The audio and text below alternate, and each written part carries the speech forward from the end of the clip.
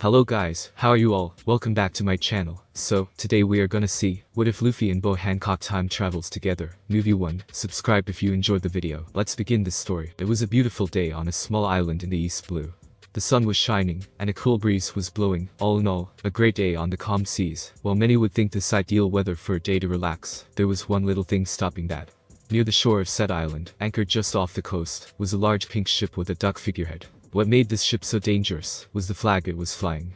The black skull and crossbones of a pirate crew. Said pirates were your typical group of cutthroat criminals that pillaged and plundered from all manner of civilians, with their captain, Iron Mace Alvida, a whale of a woman with strength enough to wield a massive spiked iron club as her weapon of choice, along with a large and rotund body to match said strength. The crew was currently aboard their ship, the Miss Love Duck, preparing to set sail in search of new victims to attack and steal from, and the crew were just finishing their final checks. "Alright, you see swabs," said Alvida, as she walked to the prow of the ship and turned to face her crew, her iron mace resting on her shoulder. "Is the finest woman in all the seas. You are Captain Alvida," said the crew dutifully, as they knew she would clobber them if they said anything different. "Then let's set sail," said Alvida. "There's treasure to steal." "Aye, Captain." With that, the crew hauled up the anchor and raised the sails, casting off into the open waters of the East Blue, looking for any unsuspecting ships to target for their next raid. Meanwhile, on another part of the ship, a pink-haired boy with glasses named Kobe was leaning on the rail, looking a little green around the gills, as the ship sailed along the waters of the East Blue. Unlike the other members of the crew, Kobe wasn't a pirate, rather he was just an unfortunate civilian. He had gone out intending to go on a fishing trip, and ended up getting on the wrong boat one day, and got swept up into the pirate crew with no chance of escape. Ever since, he had been forced into becoming the cabin boy for the crew, knowing that if he resisted, he'd be killed. But he dreamed of one day escaping and joining the Marines, so that pirates like these could be put to justice. "Hey Kobe," said one of said pirates, as he and his two friends walked up with smirks on their faces. "What are you up to?" "Nothing," said Kobe nervously, as he didn't want any trouble. "Hey," said the second pirate, as he looked over at the water, spotting something amidst the waves. "What's that barrel over there?" "Maybe it's full of grog," said the third one eagerly. "Let's fish it out. Should prove to be a nice treat while we wait to find a crew to loot." "But Captain Alvida will have your head," said Kobe, knowing the duck captain would be incensed if they left her out of any sort of plunder. "Not if you don't tell her she won't," said the first pirate threateningly. "You wouldn't do that, would you, cabin boy?" "No, of course not," said Kobe frantically. "But then," said the first pirate, "let's fish it out." The two pirates fished the barrel out of the water and took it below deck, dragging the unwilling Kobe with them for the heck of it. Just as they were about to smash the lid open, it exploded outwards, and a figure wearing a red shirt, blue shorts, and a straw hat shot out of the barrel, knocking the two pirates unconscious. "Wow," said the figure, "that was a great nap." "Who are you?" asked Kobe in a surprised and scared voice. "I'm Monkey D. Luffy," said the teen in the straw hat, as he gave a huge grin. "Who are you?" "I'm Kobe," said Kobe. "Nice to meet you," said Luffy. "Where are we, by the way?" "On a pirate ship," answered Kobe nervously. "How did you end up in a barrel floating in the middle of the ocean?" "I fell asleep," said Luffy with a smile, causing Baby to sweat. "So whose ship is this anyways?" "The ship belongs to Captain Alvida," said Kobe fearfully. "She's a terrible pirate with a 5 million berry bounty that wields an iron mace, and ruthlessly kills any who oppose her." "Really?" said Luffy. "So why don't you run away if she's so horrible?" exclaimed Kobe. "If she hears you say something like that, she'll kill us both." "So?" asked Luffy. "Then, do you like staying here?" "Well, no," admitted Kobe, causing Luffy to smile. "Then leave," said Luffy. "Nothing's going to change for you if you don't stand up for yourself." But stammered Kobe. "Come on, Kobe," said Luffy. "Tell me right now, what do you really think of this Alvida?" Kobe hesitated and looked down at the deck boards, obviously torn between his fear of the captain and his desire to escape this living hell. Just as he began to muster his courage to speak his mind, a voice from behind him made his blood freeze. "Oi Kobe, who's this now?" Paling drastically, Kobe slowly turned around to see Alvida herself standing behind him along with the rest of her pirate crew, the massive woman glaring at her cabin boy, and the newcomer he was sitting with. "Well, Kobe, I'm waiting. Who's the fat hag?" asked Luffy suddenly, causing the crew to gasp and back away to avoid being caught in the crossfire. "What did you call me?" growled Alvida. "Men. Who's the fairest lass on all the seas?" "You are, Captain Alvida," said the pirates automatically. "Are all of you people blind or something?" asked Luffy. "Look at her. She's the size of a house. And finest glass in all the sea. I mean, she is a girl sort of, but Boa Hancock or Princess Shirahashi she ain't." "You little brat," growled Alvida, as the members of her crew began to blush and stare off into space at the thought of the two most beautiful women in the world. "I'm going to give you one chance to take back what you said." "Better to be a little brat than a fat whale like you," said Luffy with a cheeky smile. "Why you?" growled Alvida, as she raised her club and brought it down on Luffy's head with enough force to kill a normal man. But Straw Hat Luffy was anything but normal. When the club was inches away from his hat, Luffy activated his armament haki, creating an invisible shield over his head that both deflected and destroyed the spiked mace upon it, making contact with him, shattering the iron club, as if it were nothing more than a porcelain bauble. "You're not so tough," said Luffy, as the lady pirate staggered due to the loss of counterweight. "Don't you agree, Kobe?" "What?" stammered Kobe from being put on the spot. "You have to stand up to these people," said Luffy with a grin, "otherwise they'll never let you go." "Stand up to them," mused Kobe to himself, as Alvida got to her feet with a grunt and glared at her cabin boy. "Oi, Kobe," growled Alvida, as she tossed aside the remains of her club, "you wouldn't be thinking of mutiny after I was kind enough to let you join our crew?" "Well," I stammered Kobe, causing Luffy to put a comforting hand on his shoulder. "Kobe," said Alvida, "who's the most beautiful woman on the sea?" "Well," stammered Kobe. "Well," pressed Alvida. Kobe then steeled his resolve and shouted, "Definitely not you, you fat old troll." "Attaboy, Kobe," said Luffy with a smile, as Alvida turned red with rage. "You little runt," growled Alvida. "Boys, rip them apart." The pirate crew roared and charged at them with their swords, ready to tear the two limb from limb, but Luffy just smirked and narrowed his eyes, releasing a wave of Conqueror's haki that struck the crew, overpowering their weak wills and causing them to pass out, foaming from the mouth, leaving only Kobe and himself untouched. "Who are you?"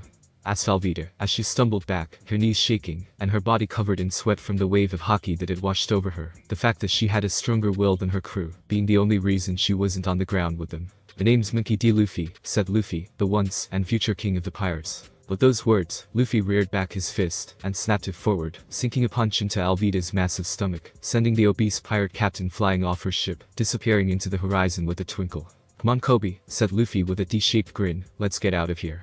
Kobe could only nod blankly and follow Luffy to a lifeboat that the two of them used to sail away, leaving the ship with its missing captain and unconscious crew. "What are you?" asked Kobe once they were on their way. "I'm Monkey D. Luffy," said Luffy. "I ate a devil fruit and became a rubber man." "But how did you beat all of them without even moving?" asked Kobe. "That's," said Luffy, causing Kobe to lean in eagerly, "a secret." Kobe fast-defaulted at that answer, causing Luffy to laugh. "Shushi, you're really funny." "So, Kobe, why were you on that ship?" laughed Kobe embarrassedly. "I meant to get on a fishing boat, but accidentally got on a pirate ship. I ended up becoming their slave so they wouldn't kill me, and I'd been trapped there until you came." Laughed Luffy. "I know a guy like that. He did the exact same thing when we were supposed to meet up with the rest of our crew. Ended up causing a real scene when he realized where he was." "The crew?" asked Kobe. "Yeah," said Luffy, "he's my first mate." "By crew, do you mean pirates?" asked Kobe nervously, as he remembered how Luffy had called himself the once and future pirate king. "Yeah," said Luffy, "but we're not like those guys back there.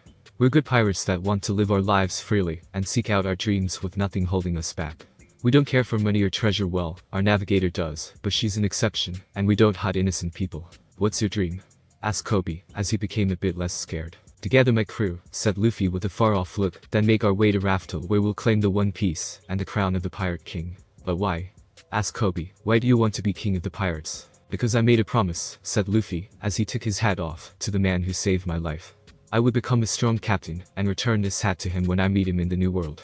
He taught me how to be a good pirate, and I owe him everything. But enough about me, what are your dreams?" "My dream?"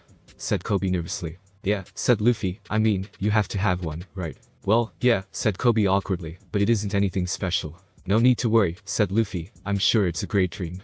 "So, what is it?" "Well," said Kobe, "I want to join the Marines so I can make the seas a safer place and put away people like Alvida."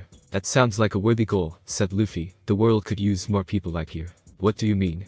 asked Kobe in a confused voice. "If I become a Marine, I'd be your enemy." "Do you want to be my enemy?" asked Luffy. "No," but began Kobe. "Then we have no problems," said Luffy, as he cut him off. "So," said Kobe, trying to change the subject, "the crewmate you told me about. Who is he?" "Urano Zoro," said Luffy. "Wait," said Kobe, "you mean Urano Zoro the bounty hunter?" "That's the one," said Luffy. "But he hunts pirates," said Kobe. "How's he on your crew?" I asked, and he said yes. Luffy simply said, "I'm hungry. Do we have any fishing gear?" Kobe could only watch with his mouth hanging open, as the pirate in the straw hat looked through the little boat for fishing supplies. After a day or two of sailing, the small boat docked in a small port town, where, according to Kobe, there was a small marine base. Mooring their craft, the pirate and the former cabin boy got off of their small craft and looked around. "Alright," said Luffy, "now to find Zoro." That declaration caused everyone in earshot to shrink back in fear, as if Luffy had just declared that he was going to free some sort of rabbit monster. "Why are they acting so weird?" asked Luffy, pretending to not understand their reaction. "Luffy," said Kobe, "you're scaring them. Maybe we shouldn't talk about Urano Zoro so casually. He's a scary pirate hunter after all." Walking up to a lady and her child, Kobe decided to ask for directions. "Excuse me, do you know if there's a place I could enlist in the Marines close by?" That question emptied the streets faster than they could blink. "That's weird," said Luffy with a grin before he walked off toward the large Marine base located deeper in the town. "Where are you going?" exclaimed Kobe. "I'm going to check out that big building over there," said Luffy. "Why there?" asked Kobe, as he ran to keep up with the rubbery pirate. "I'm going to find Zoro," said Luffy simply, "and my gut is telling me he's over there." "But that's a Marine base," said Kobe. "So?" asked Luffy. "They'll arrest you," said Kobe. "Nah," said Luffy, "they wouldn't arrest me. I don't even have a bounty yet." "Wait," said Kobe, "how can he be a part of your crew if you aren't known by the Marines? Wouldn't they notice if someone like Zoro joined a pirate crew?" "I told you," said Luffy, "we're good pirates. Not like those pirates led by that fat hag we just left behind." "But why would Zoro be there?" Kobe asked. "This isn't really the kind of base you go to cash a bounty." "No," lied Luffy, "I'm just following my gut." "Your gut?" said Kobe. "Yup," said Luffy, "it hasn't proven me wrong so far, though sometimes I get it mixed up with my stomach." The two of them continued to walk until they arrived at the gates to the base, and looked through to the courtyard within. Tied to a post in the center of the courtyard was a man with a white shirt, dark green pants, and black boots. Around his waist was a green sash, and a dark green bandana was tied around his head. "Oi Zoro," called out Luffy, causing the man to look up. "How's it going?" "Luffy," said the man tiredly, yet still managing to sound a bit surprised. "I'm not quite sure how I ended up here again, but I'm assuming you have an explanation." "It's a long story," said Luffy, "so, ready to join my crew, as first mate again?" "I don't recall ever leaving," said Zoro, "same deal, as last time. Get me my swords, and we'll deal with the fop and his father." "Alright," said Luffy, as he jumped over the fence, leaving Kobe behind. "Wait," said Kobe, "so you really are a part of his crew?" "Of course," said Zoro with a smirk, "someone has to keep the idiot out of trouble." "Then why are you tied up here?" asked Kobe. "I thought you didn't have bounties yet." "Luffy told you that?" asked Zoro, getting a nod from Kobe. "Well, that is true, we really haven't done anything to warrant the ire of the Marines, yet well he hasn't." "What do you mean?" asked Kobe wearily. Zoro tried to shrug, then remembered that his arms were tied to the post. "It's a bit of a story involving the stuck-up bastard of a son to the corrupt Marine captain of the base here, and a disagreement we had when said son was harassing a little girl that had done nothing wrong. He set his pet on her, I killed said pet, and now I'm here serving time, as part of a deal to keep his misplaced anger away from the kid." "Wait," said Kobe, "you expect me to believe that the Marines here are corrupt?" "Not all of them," admitted Zoro, "but their leader surely is." "I refuse to believe that," said Kobe, "you're trying to trick me." "Believe what you want, kid," said Zoro, "but trust your eyes, as well.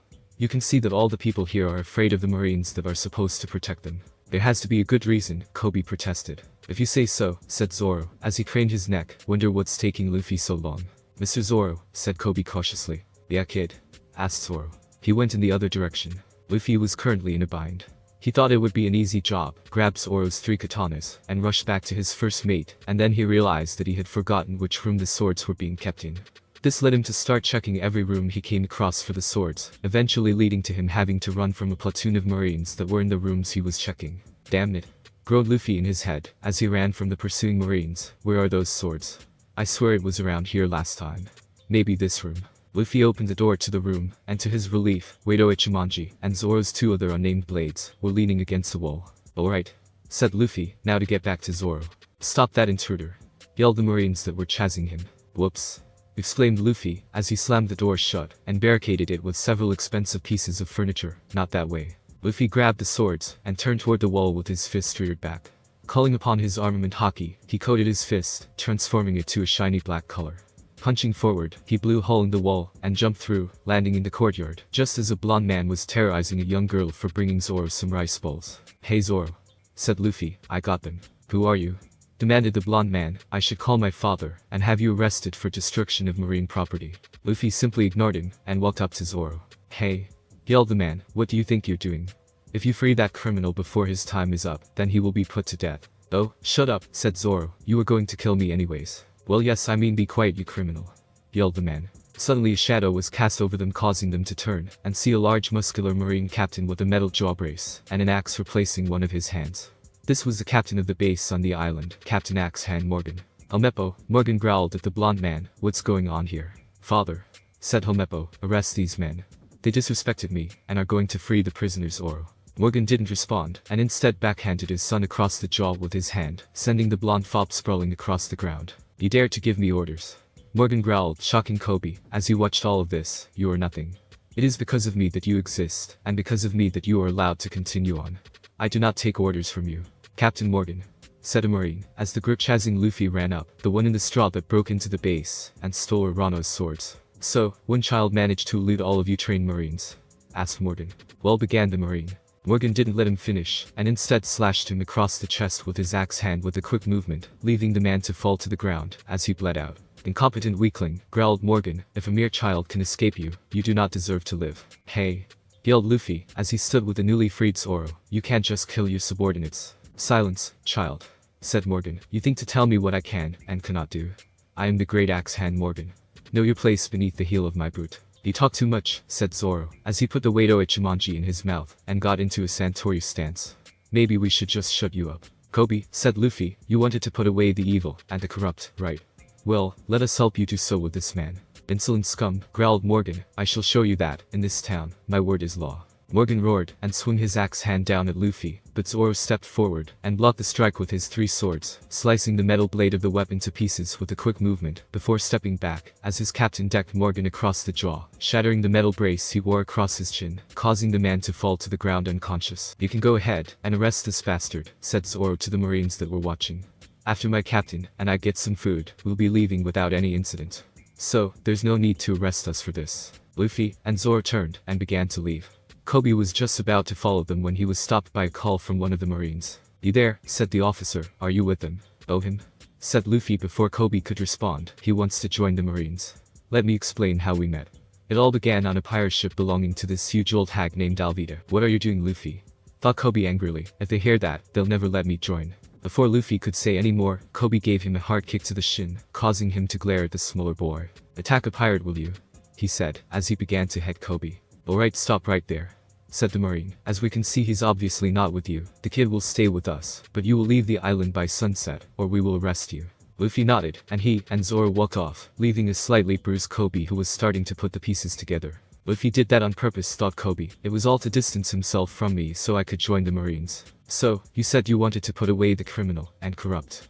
asked the Marine in charge. "Yes, sir," said Kobe. "It is my dream to enlist as a Marine and make the world a better place." "Alright then," said the Marine. "You will be admitted on a trial period as a chore boy. Should you do good work, we'll see about getting you an official rank." "Thank you, sir," said Kobe happily, "and thank you, Luffy. I'll always remember what you taught me." "So, Captain," said Zoro, as he and Luffy sailed away from the town, "care to explain all of this?" The two of them had been given a feast by the townsfolk, and a formal send-off by the Marines stationed at the base, in gratitude for freeing them from the tyrannical grip of former Captain Morgan. Now the two of them were on open seas looking for their next adventure. "We've been given a second chance to do things right," said Luffy, "so we're gonna gather our crew, and make sure we're strong enough so that everybody makes it to Raftel." "Tell me one thing," said Zoro. "Did you find it? Did you find One Piece?" "I found all that, and more," said Luffy, "and we'll find it again. That's a promise." "As expected of my captain," said Zoro with a smirk. "So where to?"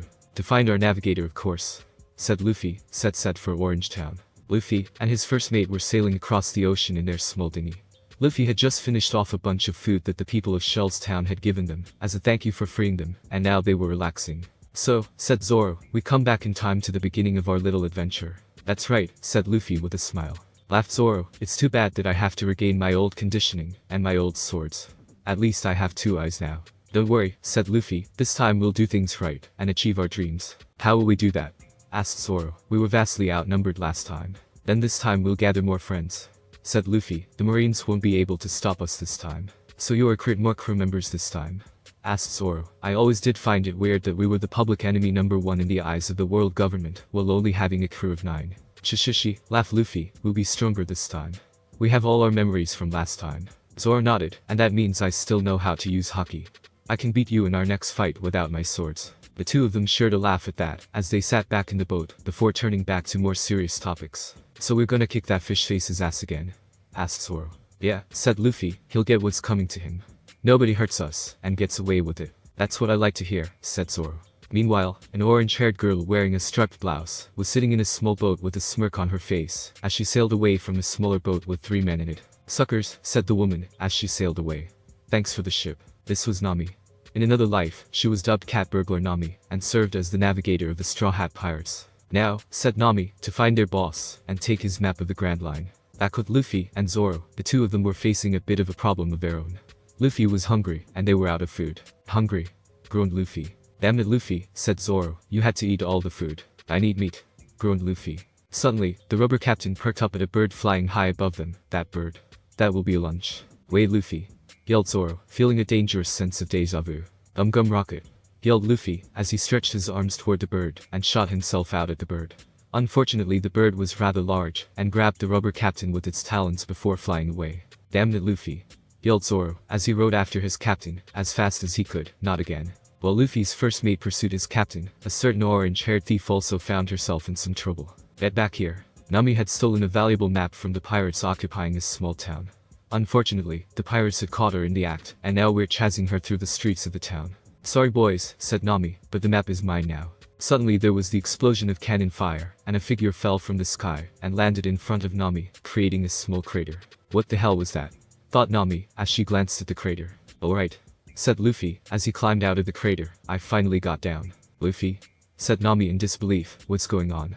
Where are we? Oh, Nami, said Luffy with a grin, it's good to see you again.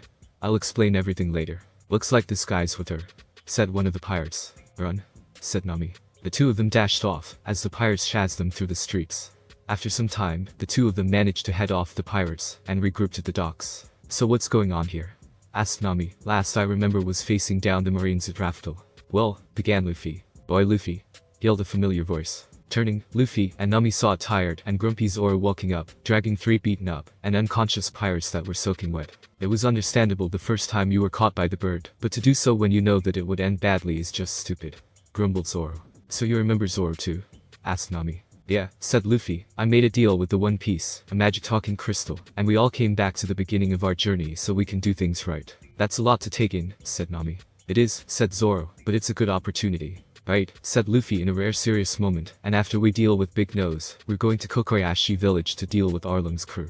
That's a promise. Nami shed tears of joy at the thought that her home would be finally free. Thank you, Luffy. Don't worry about it, said Luffy, you're mine. First things first, said Zoro, we deal with the circus in town, and the clown in charge. Then let's do this, said Nami, as she got out her staff and assembled it. It's time for the circus to leave town. In a fortified part of the city, a pirate captain, dressed like a clown down to the big red nose, was relaxing and partying with his crew, some of whom were also dressed in circus attire. This was the pirate crew of feared criminal Buggy the Clown. So, said Buggy, as he faced down one of the members of his crew, let me get this straight. A teenage girl tricks you and manages to steal my map of the Grand Line, and you haven't caught her yet. Captain Buggy, pleaded the pirate, we have pirates scouring the streets for her, but she's a slippery thief, and she could be in the cove. What was that? Growled Buggy, did you make fun of my nose? Apparently, Buggy did not have the best hearing. No, Captain Buggy, protested the pirate, I was just saying the cove is big. You're saying my nose is big, roared Buggy, as he raised his hand with knives in his fist. Before the pirate could protest, Buggy's hand detached from his wrist and impaled the pirate with the knives. Pulling his hand back, he sheathed the knives and turned away from the corpse. Now, let's continue this flashily, yelled Buggy, getting a cheer from his crew. Suddenly the gates to their makeshift fort were destroyed. One was slashed apart while the other was reduced to splinters with a powerful punch. What is this? Growled Buggy. Yo, said Luffy, as he dusted the sawdust from his fist and walked forward with Zoro and Nami. We're looking for the clown with the big nose. The pirates all froze in shock and horror at the comment of this brazen newcomer that had just called out their captain in the worst possible way. What was that? Growled Buggy. What was that about my nose? Yeah, I mean it's huge, said Luffy. Seriously, were you even trying to look scary?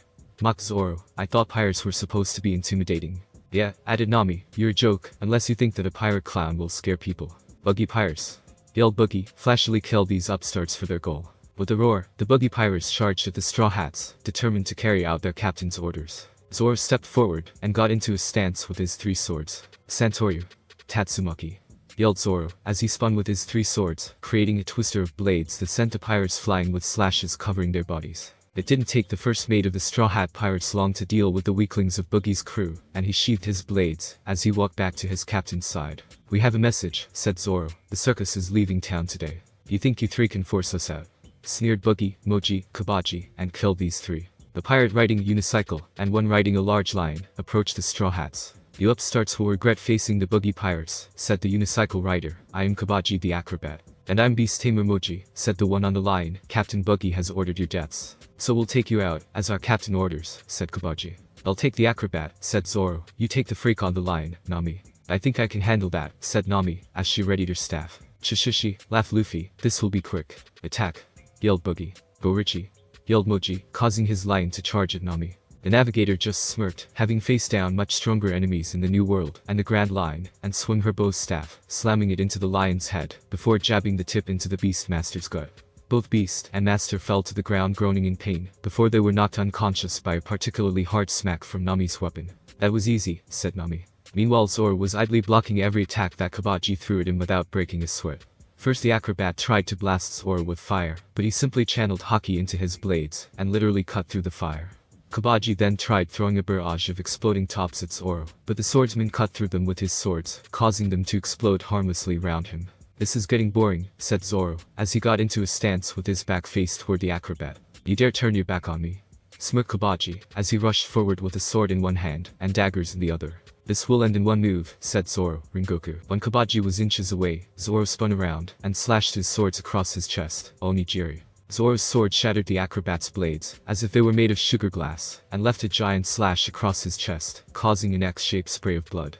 Zoro walked back to Luffy's side. You bastards, growled Boogie, you steal from me, you thrash my crew, and you take out my top commanders. I will make you pay for this. I'll take you on, said Luffy with a smirk. We'll see, said Boogie, chop chop buzzsaw. Boogie made knives come out of his shoes, and detached his upper half, sending the lower half of his body spinning toward Luffy, while the upper half remained floating in the air. Luffy simply smirked, as the attack came at him, and channeled Haki to his leg, Buzokoka. Gum gum stamp. Luffy's leg turned black and shiny, and he kicked it out, slamming it into Boogie's spinning lower half, sending it flying into a building. Lucky for the pirate clown, his lower half soon came back to him, albeit bruised and sore. Say goodbye Big Nose, said Luffy, as he ran forward with his arm stretching back behind him, Gum Gum Bazooka. Luffy slammed his hands into Boogie's body so hard that he was not only sent flying, but he lost control of his powers, and his body split apart as he was flying away, guaranteeing that it would take the clown pirate a long time to put himself back together again. Luffy grinned as he turned to face the rest of the pirates. Anyone care to run? Once again, I apologize for the short battle scenes. I just feel that they wouldn't bother with all the filler that leads up to the battle, and besides, they are a lot stronger than all the foes they faced in the East Blue Saga. We find our heroes sailing across the East Blue in the boat Nami had stolen from the Boogie Pirates.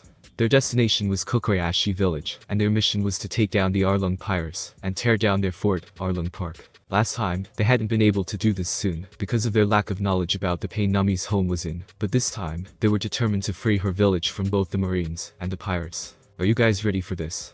Asked Luffy. I've been waiting for this for years, answered Nami, as she adjusted the sail.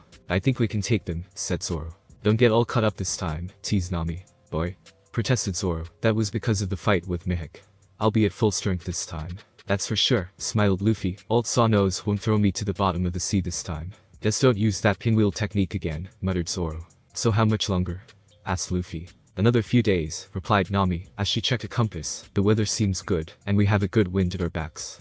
If the weather continues to favor us, then we should be there in no time. Good, smirked Zoro, let's go teach that fish a lesson. Meanwhile, Arlong pirates were lounging in their fortress, laughing about the destruction of one of the villages under their control. Downing a tankard of rum, one of the pirates stood up. Ha! Those pathetic humans thought that they could form a resistance, but we showed them. Laughed the pirate, humans are scum that are lucky to lick the barnacles from our feet. Ha ha ha ha. I couldn't have said it better myself, laughed Arlong, a saw shark fisherman, as he reclined on his throne. Speaking of humans, said Hatchin, an octopus fisherman, does anyone know when Nami is getting back? She is probably still gathering treasure, said Chu, a small whiting fisherman. We probably won't see her for a while. True, nodded Arlong, as he sipped his drink. It's too bad. We just gathered some new ocean current data for her to translate into more maps. The assembled pirates laughed at that remark, as they continued to party. Yeah, scoffed a fisherman, she may be good, but she's still a lowly human. Now, said Arlong in a sarcastically insincere tone, we shouldn't say such things about such a valued member of our crew. The rest of the pirates laughed again at that remark, and continued with their partying, not knowing that their crew member would be arriving sooner than expected. It was a few days later that the three members of the Straw Hat crew moored their dinghy on the beach of one of the Konomi Islands. After securing the boat on the sand, the group looked around. Well, we're here, said Zoro. Yeah, noted Luffy, now we can kick the asses of those pirates, and free Nami's home. I'm really grateful for all of this, said Nami with a sincere smile. Grateful enough to get rid of those ridiculous debts that you slapped on me for borrowing a tiny bit of money that I actually gave back in full. Asked Zoro. Not that grateful, smirked Nami, a girl's gotta make a living. Which, muttered Zoro. Well, said Nami, as she clapped her hands together, let's get going. Right, nodded Zoro, as he began to walk, but before he took 3 steps, Nami grabbed the back of his shirt to stop him. What? No way you're leading us, sighed Nami, not with your infamous lack of direction. My sense of direction isn't that bad, growled Zoro. Really? Said Nami with a raised eyebrow. Really? Well then, smirked Nami, why were you going that way when Arlong Park is in the opposite direction? There was silence for a few seconds. Shut up and walk, grumbled Zoro, as Nami and Luffy led the way toward Kokoyashi village. As the group walked, they mentally prepared themselves for the battle that would come. They knew what their opponents would be capable of and, unlike with Buggy, these pirates were no pushovers. There was a reason Arlong had the highest bounty in the East Blue after all. As they approached the village, the pirates recognized the looks of scorn that the villagers leveled at Nami as she approached. Normally, Luffy and Zoro would be confused, but this time, the 3 of them knew the truth of what their navigator was going through, and that the villagers also knew this same truth. Luffy smirked. This time, things were different, so why not give them some hope? Oh, I yelled out Luffy, my name is Mickey D. Luffy, future Pirate King, and today, me and my crew are going to take down Arlong Park. The villagers could only gape in shock at the bold statement. It was a few minutes before they were able to compose themselves enough to respond. Standing up from where he sat on a bench, Genzo, the mayor of the village, walked over to the pirates. Stop talking nonsense, he muttered, the 2 of you can't possibly take down Arlong's entire crew. It's the 3 of us, corrected Zoro, Nami's one of us. That brat, scoffed Genzo, she's probably going to stab you in the back for your money like she always does. Mr. Genzo said to Nami softly, please stop. I know you know about the deal I made with Arlong to buy back the village. What? Exclaimed Genzo, how? Nobody said anything, I'm sure of it. It's complicated, sighed Nami, but I know now that Arlong has no intention of keeping up his end of the deal, so I'm going to end it my way. Let's go, said Luffy, as he and his crew began to walk to Arlong Park. It's time to end this. Play. Katekyo Hitman Reborn Suno Awakens Oz. As the 3 pirates began their walk, the villagers began to emerge from their houses and shops, watching the one who had boldly claimed that he would be the next pirate king and would liberate their home. They began to whisper to each other, and eventually followed the 3, as they neared the large gates of Arlong Park. The 3 pirates walked down the dusty path with looks of determination on their faces, as they approached the fortress of the Arlong pirates. The villagers couldn't help but hope for the first time in a long while, as they watched the 3 of them approach the towering structure. Maybe they would finally get the freedom they dreamed of. Stopping in front of the gates, Luffy drew back his fist and coated it with haki. Swinging it forward in a blur of speed and power, he punched the large gates. The power behind the punch coupled with the haki he had coated his arm with, shattered the massive gates to splinters of stone and concrete. Stepping over the ruined threshold, the Straw Hat Pirates came face to face with the massive fishermen, all sporting shocked looks on their faces at the human that had shattered their front door with a single punch. Arlong, growled Luffy, I'm here to take you down. And song, shahahaha. Laughed Arlong, a human thinks that he can take me down. We don't just think that, responded Nami, as she stepped forward, it's more of a promise. Nami, smirked Arlong, showing his razor-sharp teeth, how good of you to return to us. We even have more maps for you to make. That real, chum face, spat Nami, causing the fisherman to gasp at her disrespect. I wouldn't draw a single map for you, and you will pay for killing my mother. Nami, sighed Arlong sarcastically, how many times have you tried to kill me? And you even think that just because you have 2 humans with you that you have a chance. You are, but 3 while we are many. We have more than just a chance, said Luffy, and, as for your crew, I just see some fish that have been left out for too long. It's starting to smell. What did you say? Snarled Arlong, as his pirates had similar expressions of rage on their faces. Slaughter those fools. And when you're done, raise the village to the ground. With a battle cry, the Arlong pirates charged at the 3 humans, weapons in hand, ready to tear them limb from limb. Luffy and Zoro just smirked and got into fighting stances, with Zoro readying his 3 swords and Luffy cocking his fists back. Sentoryu, said Zoro. Gum, said Luffy, as he began to punch rapidly. Hayakuhachi pound ho. Cannon. The 2 pirates finished together, releasing a powerful combo attack that blasted the charging fishermen back, sending them flying into the opposite wall with slashes on their bodies, and broken bones from the punches. Is that all you got? Asked the captain, and his first mate. There was silence over the area, as Arlong looked over the carnage that the 2 pirates had wrought on his crew. Slowly rising to his feet, Arlong looked at the pirates with pure rage and fury in his eyes. You're humans, roared Arlong. Sir, said Kurobi, a manta ray fisherman, do not lose control just yet. We do not want you to destroy Arlong Park. Right, said Chu, let us take care of these humans. We'll make them pay for sure, said Hachi, nobody beats up our friends like that. Leave Nami alive, growled. As long as he sat down again, she is still useful to us, but she will be punished for this outrage. Be warned, humans, said Kurobi, as the 3 lieutenants of the Arlong pirates walked forward. We are the strongest fighters in this crew. You won't survive this battle. I wouldn't be so sure, smirked Zoro. I've been looking forward to a good fight. Same here, grinned Luffy, let's kick their butts. Arlong looked over the broken and beaten bodies of his fellow fishermen with a look of rage and fury. These humans had decimated nearly his entire crew in one fell swoop. "You," snarled Arlong, "you humans. I'm going to tear you apart." "Bring it on, fish face," taunted Luffy. Arlong took a step forward, but his 3 lieutenants stepped up to block his way. "Lord Arlong," said Kurobi, "do not lose control yet. We can still defeat these intruders without endangering Arlong Park." "We'll deal with these punks," smirked Hatchin, as cracked his 6 knuckles. "I've been looking forward to this," smirked Zoro, as he readied his 3 blades, placing the Wado Ichimonji in his mouth, and tying his sash around his head. "I'll take the Octo Wuss." "Me too," said Nami, as she spun her staff into a fighting stance, "and I'll take Trumpet Lips." "That leaves Ugly Fin Arms to me," said Luffy, as he straightened his hat. The 3 lieutenants of the Arlong Pirates snarled at the degrading nicknames that the Straw Hat Pirates had given them. "You humans think you can just say that to us?" growled Kurobi, as he cracked his knuckles, and got into a fisherman karate stance. "We'll take our time crushing you now. You humans will learn your place," said Chu. Hatchin leapt through a window, and came back carrying 6 swords, 1 in each hand. "Now face, the master of Rakutoryu. I'll show you who's an Octo Wuss." "Then let's do this," said Zoro. And with that, the 2 sides rushed at each other to begin the fight. Zoro versus Hatchinks. "So what if you have 3 blades," said Hatchin. "I'm the top swordsman of the Arlong Pirates. Your 3 won't beat my 6. "The number of blades is unimportant," said Zoro. "What matters is the resolve of the one who uses them. Because of that, my swords are stronger than yours. We'll see who's stronger," said Hatchin, as he charged at Zoro with his sword swinging wildly. Takoshi Kaken. Zoro smirked as he saw this attack coming. It was just like last time, except this time, he wasn't hindered by his wounds from a previous fight.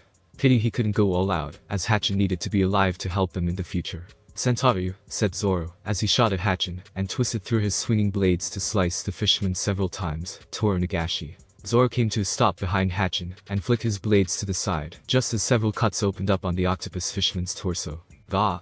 cried Hatchin in pain. "Damn you human. You think that you're so great because you dodged my attack, but I've only just begun. Rakutoryu. Takasubo no Kami."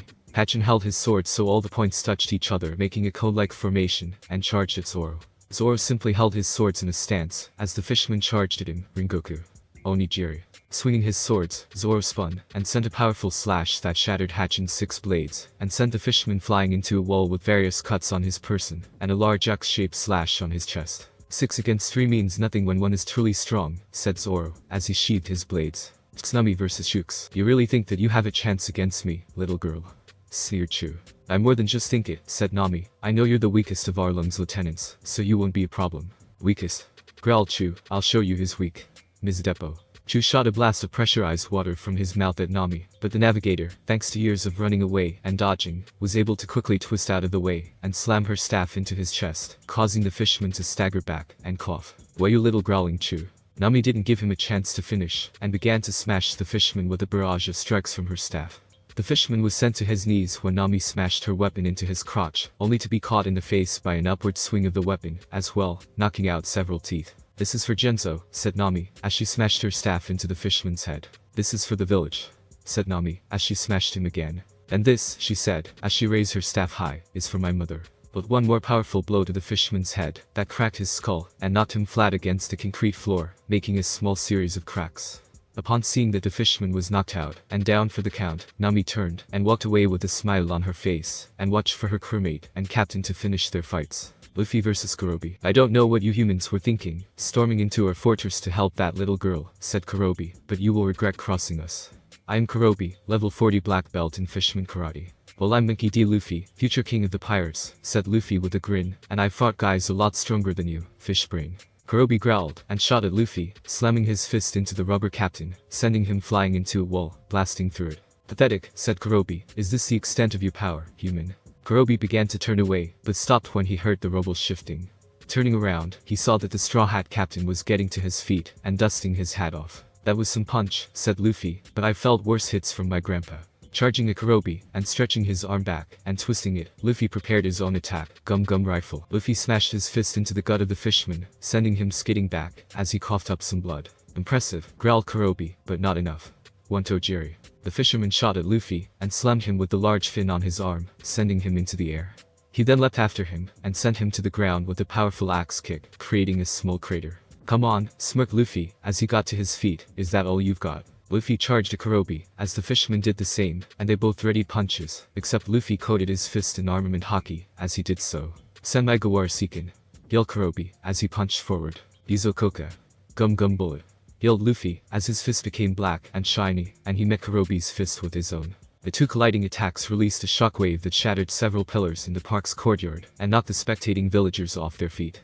Kurobi may have been strong, but Luffy's Haki-augmented punch packed enough force to shatter all the bones in his arm, and send him flying through the wall, leaving him lying on the ground, unconscious from the pain and force of the attack. Arlong was boiling with rage, as he watched the three human pirates take out his three top fighters with relative ease. Standing from his throne, he swung a fist out, smashing the wall behind him to bits. "You humans," growled Arlong, "I was going to let you live as slaves to the Arlong pirates, but now, I'm going to make you all suffer before I rip you apart, and before you die, I'll make you watch, as I raze this island, and its inhabitants to the ground." "Bring it on, shark bait," said Luffy. "You'll find that we humans are stronger than you think," said Zoro. "Just stand back, Nami," said Luffy, "we'll make him pay." Arlong glared at the three pirates that had decimated his crew, and coated his top three fighters with eyes filled with boiling rage. "You humans dared to march into my palace, and decimate my crew." Arlong snarled, as he got to his feet. "I will make you all suffer. But first I will make you watch, as I torture every single villager on this island, making them beg for death." Arlong slammed his fist into his throne, shattering it with a single blow. He then brought his hands to his mouth, and ripped his teeth from his mouth, allowing them to grow back before repeating the process, granting him one set of teeth in each hand to use as weapons. "I'll show you why we are the master race," yelled Arlong. "Your second," said Luffy, as he stomped his foot, causing his leg to move like a pump. "We'll see about that, fish face." "I think my blades wouldn't mind tasting some shark today," smirked Zoro around Wato's hilt. Arlong didn't respond, instead opting to charge at Luffy and Zoro, trying to attack them with the teeth in his hands. Luffy shot out of the way with his gear second enhanced speed, but Zoro opted to stand his ground, and used his swords to block the teeth from reaching him. Zoro smirked when he saw small cracks form on the teeth. Before Arlong could attack again, Luffy appeared next to him with his fist back. Jet pistol. The force of Luffy's punch hurled the fisherman through the wall of Arlong Park, causing him to drop the teeth he had been using. "Looks like this fish is cooked," said Luffy. "Don't get cocky," warned Zoro. "It'll take more than that." Suddenly Zoro moved in front of Luffy, and brought his swords up to block Arlong shooting at them, nose first, like a living spear. Zoro managed to deflect the attack, but the force behind it sent him flying into the water. "Ha!" laughed. "As long as he picked himself up, you may have been strong on the land, but the ocean is my domain." Arlong then dived into the water, leaving Luffy on the shore, cursing the fact that he couldn't swim due to his devil fruit. Zoro mentally cursed, as he fell into the ocean, and began to sink. He figured he shouldn't have tried to take Arlong's attack head-on. As he sheathed his two katanas so he could swim back to the surface, he saw a figure streak past him, tearing a gash in his side. Turning around, he saw that Arlong had joined him in the underwater battle. "Humans are like fish out of water when they have to swim," laughed Arlong, "but for us fishermen, the ocean is our natural domain." Shark on darts. Arlong shot at Zoro again and again, forcing the swordsman to take Wato from his mouth, and try to deflect the blows. Unfortunately, due to his limited strength underwater, and the enhanced speed the water gave to Arlong's attacks, he was only able to slightly deflect the attacks, and received several cuts on his body from the fisherman's nose. "I can't match him here," thought Zoro, as his lungs began to burn. "I need to get back to dry land." Zoro gripped Wato, as Arlong turned for another pass. As Arlong shot at him again, Zoro swung his sword, sending a powerful spiraling shockwave flying at Arlong that was so strong. It not only sent the fisherman flying to the surface with cuts on his body, it actually parted the water he was submerged in, leaving the swordsman standing on dry land. Sanfukura Kuju Pound Ho. Luffy and the townsfolk could only watch, as the waters surged from Zoro and Arlong's battle. When they saw Arlong's body fly out of the water, as the sea parted, the citizens' jaws hit the ground, as Zoro jumped to land again. "Want to tag in, Luffy?" asked Zoro, as he tried to catch his breath. "You bet," said Luffy, as he smacked his hand into his palm. "You humans," growled, as long as he pulled himself out of a pile of rubble he had landed in. "Don't get cocky just yet. You want to play with swords? Then have a taste of mine." Arlong walked to the wall of his palace before punching through the stone into the room inside. Ripping his hand out of the wall, he withdrew a large weapon that looked like a cross between a saw and an adachi. This was the kiribachi, Arlong's infamous shark saw. "I got this," smirked Luffy, as he cracked his knuckles. With a roar, Arlong charged at Luffy, swinging his blade to tear the rubber captain in two, but Luffy simply got into a stance, and raised his arm up to block the swing. "Yuzushoku. Koka," yelled Luffy, coating his arms in haki, giving them a shiny black appearance. Swinging his arms to block the shark saw, Luffy's haki-enhanced arms shattered two of the teeth on the saw, as if they were made of glass. "Impossible," growled Arlong.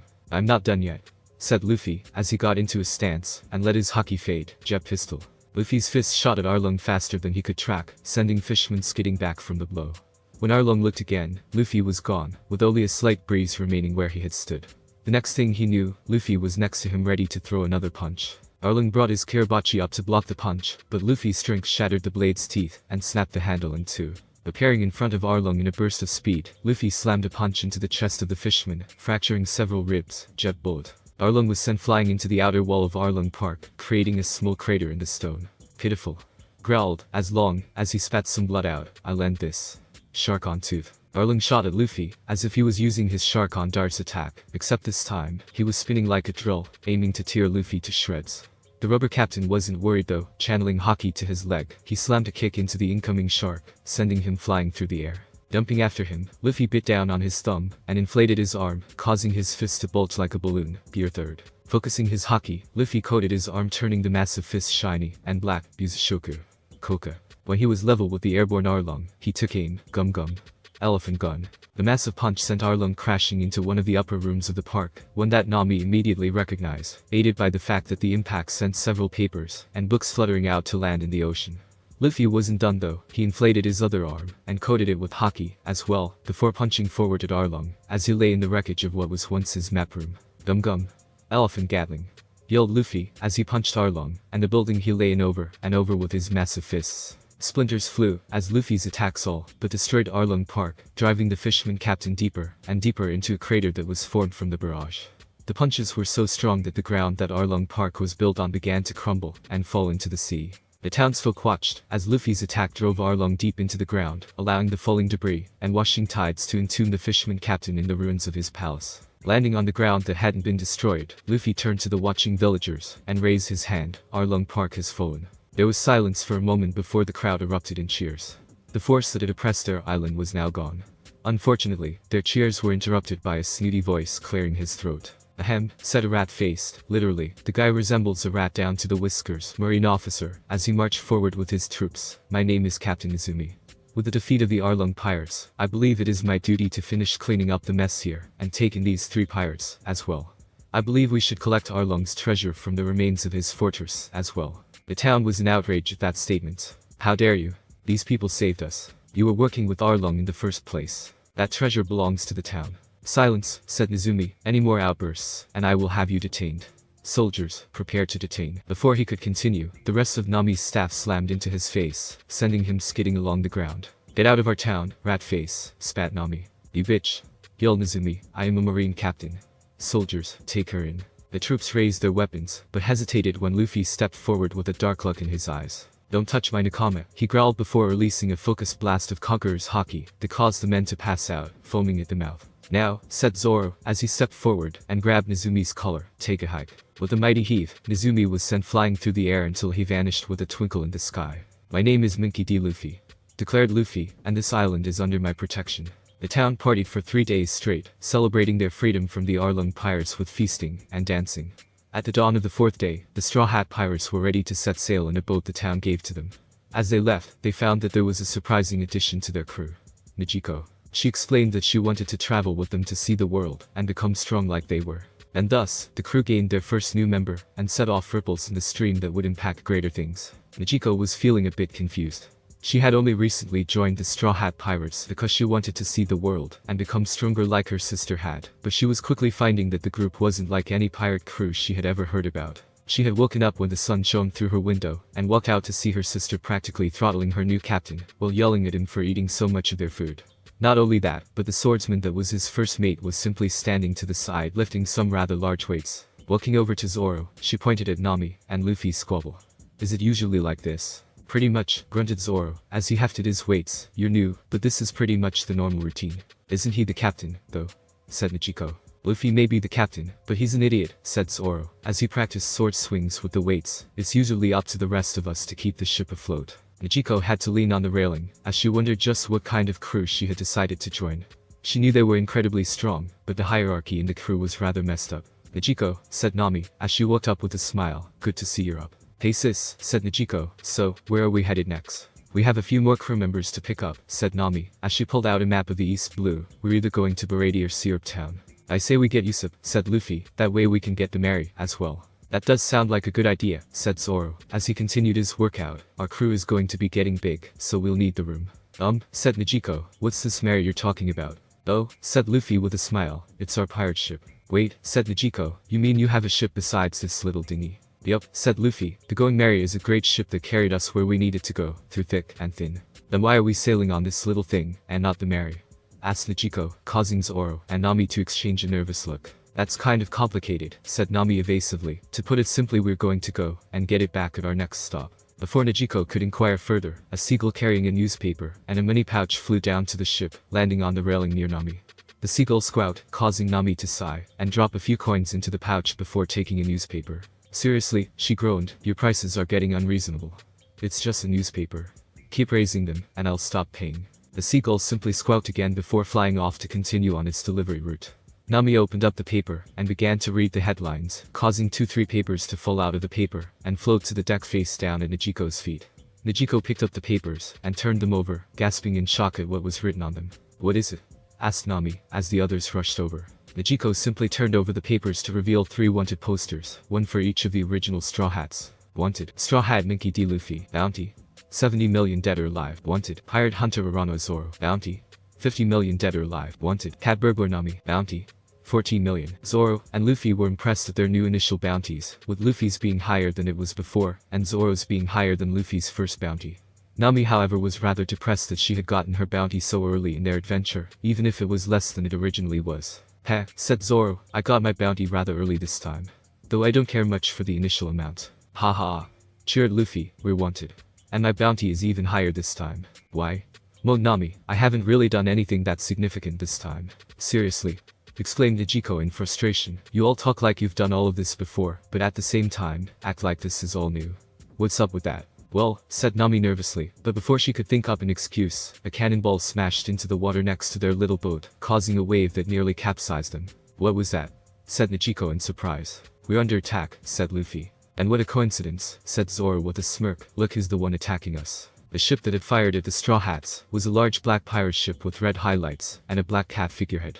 The original members of the Straw Hat crew recognized this ship as the vessel of the Black Cat Pirates. Coincidentally, the same pirates whose captain they were going to beat at their next stop. Looks like we have some travelers, laughed one of the pirates on the ship. Hand over your goods, or we will blow you out of the water. They're confident, aren't they? Chuckled Zoro.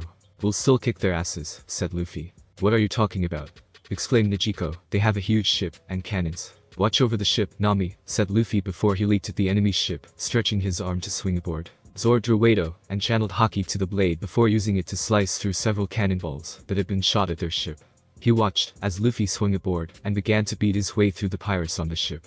The rubber captain used his control over the 2 common forms of Haki to smash down the pirates, while also avoiding their attacks. Several pirates tried to slice through him with their swords, but a quick burst of armament Haki easily shattered the steel blades like glass, allowing Luffy to knock them out with a powerful punch. Oi oi, said a slim pirate with green hair cloth gloves. Looks like we got a rat messing around on our ship. Looks like we're going hunting, Sham, said a large pirate wearing only a cape, pants, and black paint covering part of his face. But of course, Bucci, said Sham. Luffy glanced at the 2 pirates, as they charged at him with their claws, dodging their slashes by letting his body sway like a leaf in the wind, his observation Haki telling him their attacks before they made them. Deciding not to fool around with them, Luffy caught the arms of the 2 pirates in an iron grip, before swinging his arms to slam the 2 of them, together with enough force to knock them unconscious. Clear out, Luffy. Called Zoro, I'm taking that ship down. When Luffy had swung back to their boat with his rubber arms, Zoro stepped up to the bow of their boat, and closed his eyes with his hand gripping his sheathed blade in a reverse grip, as he focused his Haki. Itoryu Ai. Shishi Sunsen. Zoro unsheathed his sword in a flash of motion, delivering a powerful slash before sheathing his sword again twice, as fast. The attack released a powerful blade of wind that tore through the water before striking the Black Cat Pirate's ship, easily cleaving the vessel in half, as if it was just a piece of fruit. Turning his back on the sinking wreckage, he smirked. So, shall we be on our way? He asked. Right, said Nami. Next stop, Syrup Town. What kind of crew is this? Thought Nezuko weakly. Here we are, said Luffy, as he stepped onto the beach of the Gecko Islands. So what are we doing here again?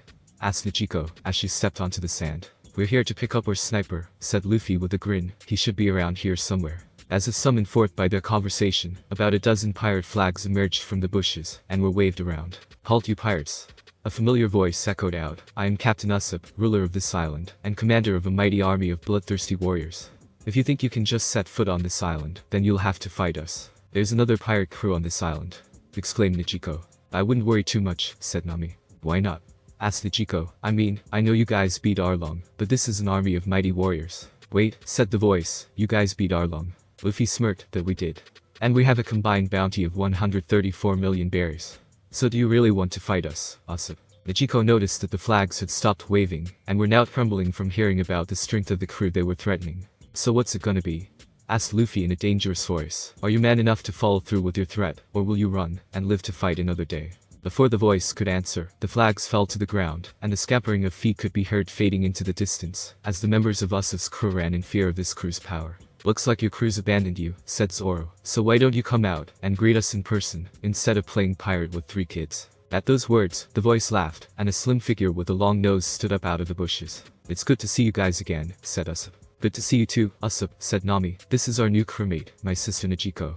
She's going to be coming with us on this journey. Well, nice to meet you, said Usopp. I'm Captain Usopp, the great and mighty warrior of the seas. And a notorious liar, added Nami, causing Usopp to face fault. Anyways, said Usopp, as he tried to recover, let's head into town, and we can catch up. The group nodded, and Usopp led the way into the village.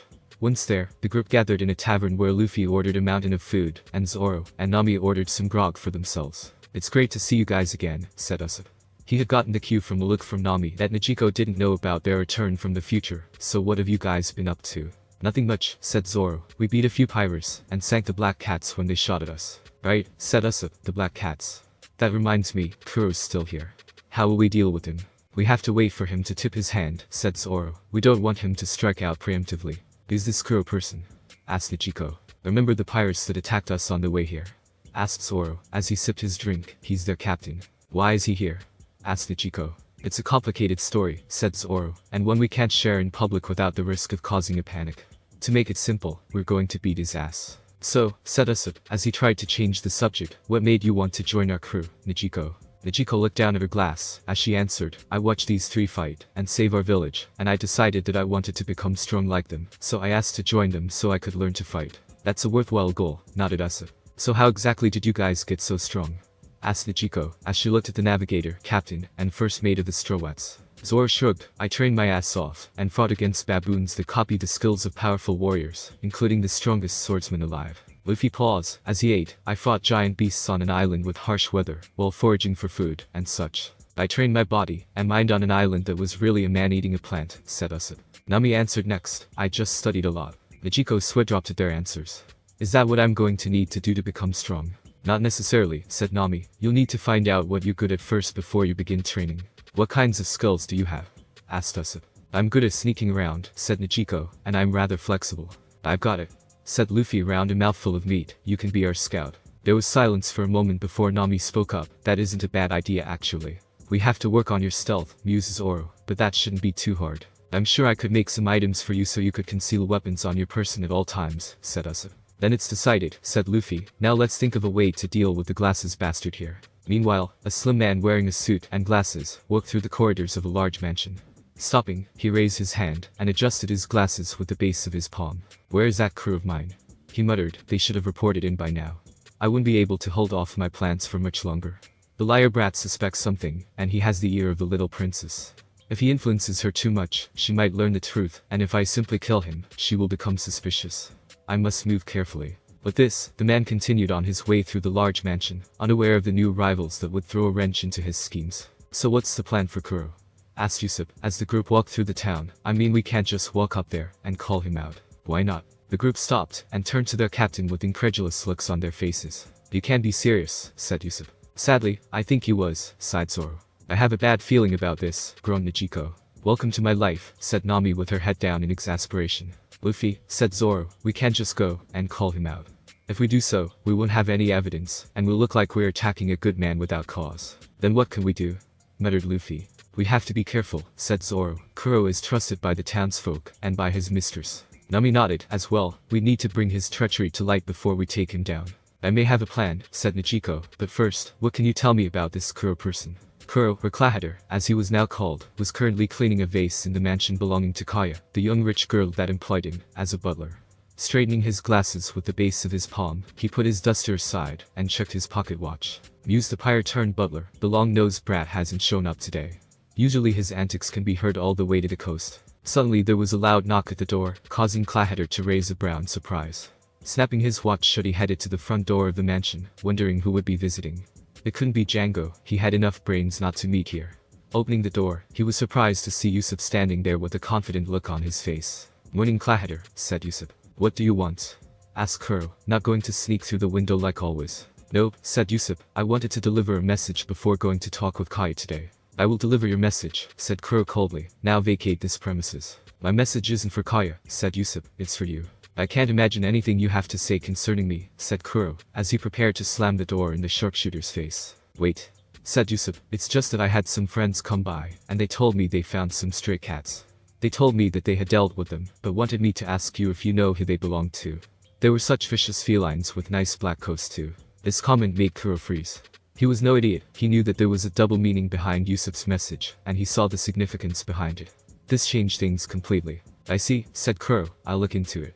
But the mistress isn't feeling quite well today, and will be resting. I shall tell her you came by though." "Thanks," said Yusuf, "I hope she gets better." With that Yusuf ran off, leaving the disguised pirate captain closing the mansion door silently. "That brat," he seethed mentally, as he straightened his glasses. "Those friends of his must be the reason my crew hasn't shown up. Not only that, but he knows who I am. I'll need to accelerate my plans now. I'll kill the girl tonight, and dispose of the body before forging her will." Nodding to himself, the former pirate captain went back to his cleaning, knowing that soon, this charade would be over. That night, Kuro walked up to the door of Kaya's bedroom with a large box in his arms. Opening the door, he walked inside, and locked the door behind him. "Clahatter," said Kaya, "what's wrong?" "What is that box for?" "Lady Kaya," said Kuro, "I'm afraid I'm going to have to hand in my resignation." Quick as a flash, Kuro opened the box, and donned its contents. His two sword claw gauntlets, the cat claws. He moved to slit the girl's throat, but a lead bead shot through the window, and slammed into his face. Only his glasses prevented the pirate captain from injury, but they were knocked off his face, and broken into pieces from the shot. Before he could react, the door to the room was kicked in, and a figure burst through the broken glass of the window. "Sorry," said Yusuf, as he stood between the pirate and Kaya with his slingshot aimed at his face, "but your plans were foiled." "Your plan worked great, Nijiko," said Zoro, as he and the rest of the crew stood in the doorway. "As expected of my sis," said Nami. "Who are you people?" asked Kaya. "Remember my tales about being a brave warrior of the seas?" Yusuf asked Kaya, getting a nod from the girl. "Well, these guys are my crewmates that sailed with me through thick and thin." "It doesn't matter," said Kuro, "you won't stop my plans. A pretend pirate has no chance of beating a real one. Just shut up," yelled Luffy, as he hurled Kuro through the window and out onto the ground. Zoro and Luffy jumped after the pirate, leaving Yusuf and the others to guard Kaya. Yusuf moved to the window and readied his weapon to snipe Kuro if needed, causing the girl to look at her friend in wonder. "Yusuf," she said in a soft voice that didn't go unnoticed by Nami. "Don't worry," said the navigator. "Yusuf may act cowardly, but when it comes down to it, he will lay down his life for those who are precious to him." Looking at her friend's serious face, as he watched the pirates fight, Kaya was inclined to believe her. Climbing to his feet, as Luffy and Zoro landed in front of him, Kuro unconsciously moved to adjust his glasses, before remembering that they had been shattered by Yusuf's attack. "Impudent brats," said Kuro, as he brandished his cat claws. "You're out of your league." Kuro then vanished in a flash, but Luffy swung out his arm, and knocked Kuro to the ground, as he moved with his stealth walk. "Impossible," said the former pirate, as he wiped some blood off his lip from where Luffy had punched him. "You know," said Zoro, as he put Wado in his mouth, "you were right earlier. A pretend pirate can't hope to beat a real one." "And a coward like you," said Luffy, "can never call yourself a real pirate." "How dare you," growled Kuro. "I am Kuro of the 100 Clans. I slaughtered my enemies, and was a feared warrior." "The key point being," was smirked Luffy, "you left it all behind because you didn't have the stomach to live life on the run from the Marines.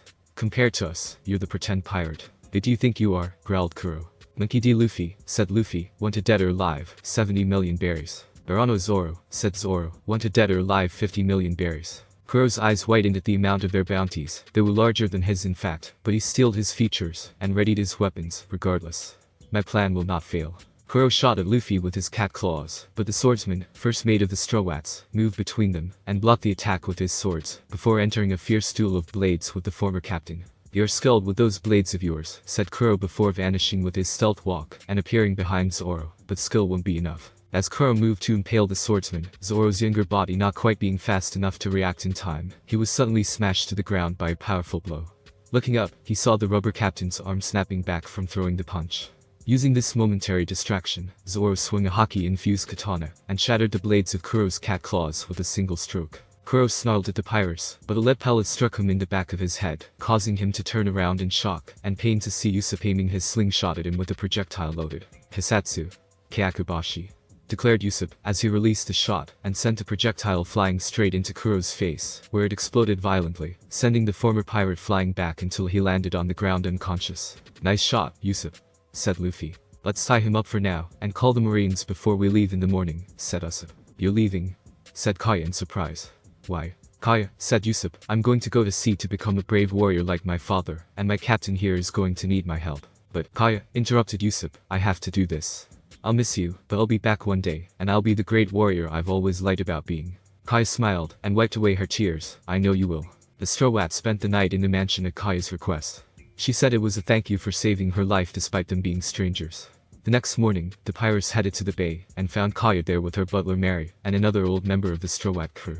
That said Luffy wistfully. Everyone, said Kaya with a smile, I wanted to give you all something, and after hearing from Usopp that all you had was a little dinghy to sail in, so I thought I'd give you this. This is the Going Merry, said Mary. It's a ship I designed myself, and I think it's fitting that it would be used by a crew that saved my mistress. Thank you, said Nami sincerely. We promise we'll take good care of her. I'd expect nothing less, said Mary with a smile. As the crew loaded up their things, Luffy placed a hand on the hull with a nostalgic smile. Welcome back, Mary. As he turned to help the others, he spotted a misty figure standing on his spot on the figurehead. The figure simply doffed an invisible hat before vanishing, making Luffy smile. The Going Merry was back with them, as well. Thanks for watching my video. Leave a like if you enjoyed my video, and also do consider subscribing to my channel for more awesome content. See you next time. Till then, sayonara.